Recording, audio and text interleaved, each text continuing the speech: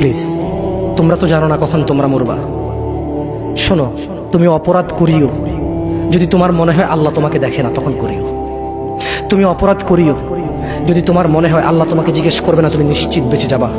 তুমি অপরাধ করিও যদি তোমার মনে হয় যে আল্লাহ তোমার জন্য জাহান্নাম নির্ধারণ করবে, আর তুমি আল্লাহকে বলবা আল্লাহ আপনি বললেই হবে না আমি জাহান্নামে যাব। যদি এই ক্ষমতার অধিকারী হও তাহলে তুমি অপরাধ করিও।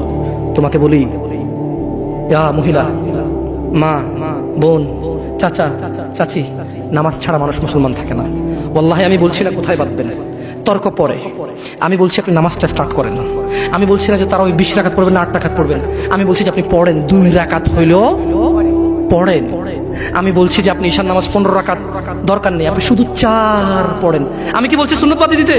আমি বলছি যে তুমি পড়ছো না, শোনো, ভয় পেও না, ঈশার নামাজ 15 রাকাত তোমার উপরে ফরজ নয়। আমি তোমাকে না করছি না 15 রাকাত পড়তে। আমি বলছি যে তুমি নামাজই পড়ো না, 4 পড়ো। এই 4 রাকাত ঈশা না পড়লে তুমি মুসলিম নও। 3 রাকাত মাগরিব না পড়লে তুমি মুসলিম নও। 4 রাকাত আসর না পড়লে তুমি মুসলিম নও।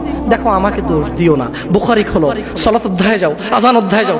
আল্লাহর নবী বলেছে তারা ওরা কাফির, ওরা মুশরিক, ওদের আর আমি মুহাম্মদুর রাসূলুল্লাহ সাল্লাল্লাহু আলাইহি ওয়াসাল্লামের উম্মতের মধ্যে পার্থক্য হচ্ছে নামাজ।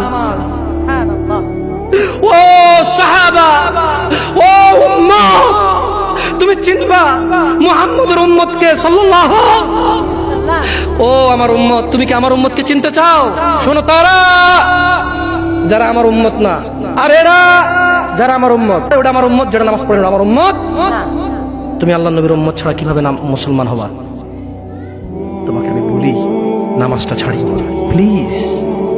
তুমি যে যে অপরাধে লিপ্ত আছো ছেড়ে দাও, চেষ্টা করো, কিন্তু নামাজটাকে তুমি এখন থেকে করবা।